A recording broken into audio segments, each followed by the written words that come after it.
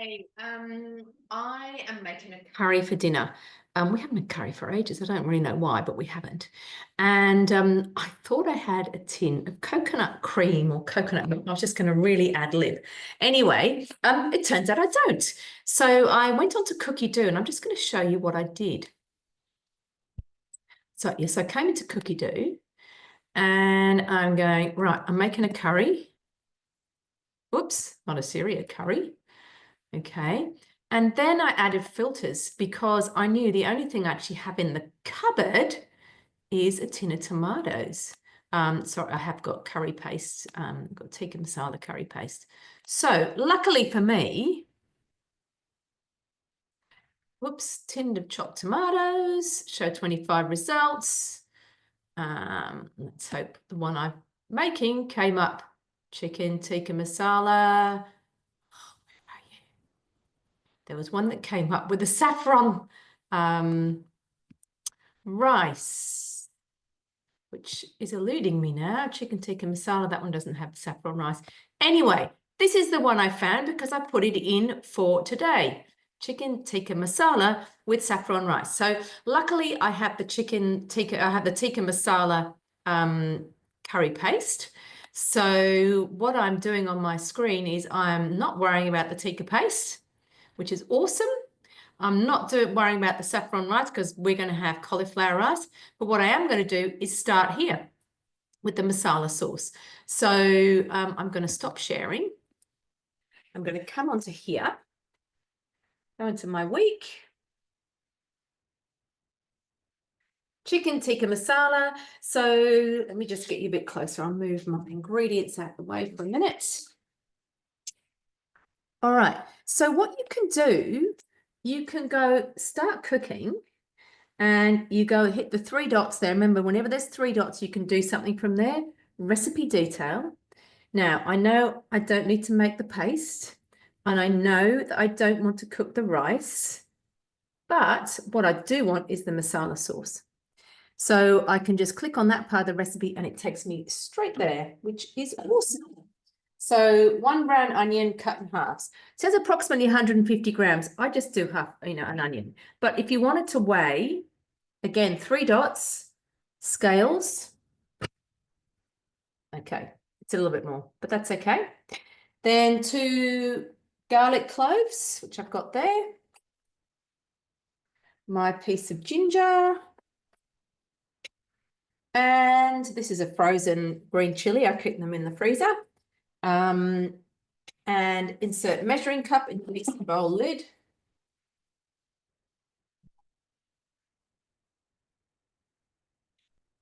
Three seconds, speed 7.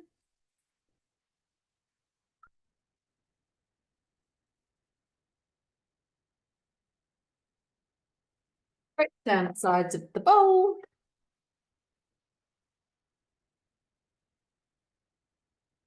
There you go. I'm actually going to give it another little chop because I've still got a big piece of chili there because it was frozen. All right, but we've got that. I'm going to give it another little chop. So to do that, I'm using the back button. I'm going to repeat the step.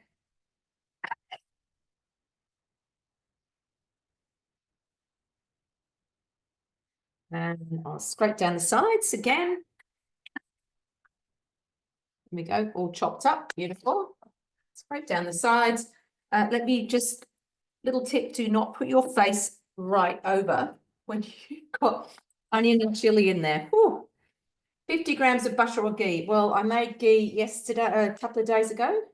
It's a bit, normally in Melbourne, it would be in winter, it would be hard, but because it's been warm, it's still soft. So I'm going to pop my 50 grams of ghee in. I should also say that I am doing the full amount of sauce, even though I've only got half the amount of chicken. And my chicken is sitting here marinating. And that actually gets cooked on the stovetop and gets added. So it's asking me to put the simmering basket on top, moving it away from the bench top. I've got 3 minutes on speed 1. Okay, so just a really, really good idea when you're cooking and you think you might be missing an ingredient, or you've got an ingredient. I obviously was missing an ingredient from what I had in my head, but use Cookidoo, and you can go in there, and it's just awesome because it really does help you.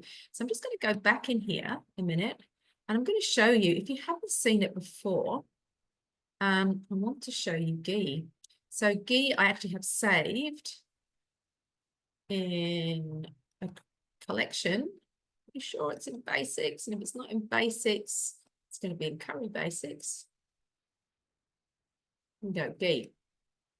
If you haven't made ghee before, ghee is awesome. So the really good thing about ghee is it has a high smoke point. So it means that you can use it without, it's better for you to cook with something like ghee. And ghee is clarified butter. It actually gets rid of the dairy in the process of becoming ghee. It's literally 500 grams of unsalted butter cut into pieces, put into the mixing bowl, cook for 60 minutes, cook for another 60 minutes. And then it does say line a nut milk bag or muslin and pour it through to drain out the sort of dregs at the bottom. But if you're careful, you can actually pour directly without doing all that, because that's way too messy as far as I'm concerned. So ghee is amazing. I use it in so many different things. A couple of years ago, I helped, it's probably 5 years ago now, 5.5 years ago, I helped at a retreat out of Darwin with Indigenous people. It's called Hope for Health. And Jo Whitten from Quirky Cooking, who is absolutely awesome, she organised the menu. I met her partway through, but I was coming back for the launch for TM6. So I couldn't stay for the 2 weeks. I did 1 week in the kitchen, which I tell you what, it's pretty full on anyway. It was, they were 12-hour days, but it was fun. But we made heaps and heaps of ghee, and we didn't have the Thermomix. I did take a TM5 up there with me, but we didn't use it for that. We used it for other things. But we just had ghee constantly being made on the stovetop, and it actually doesn't need to live in the fridge because it's no longer dairy.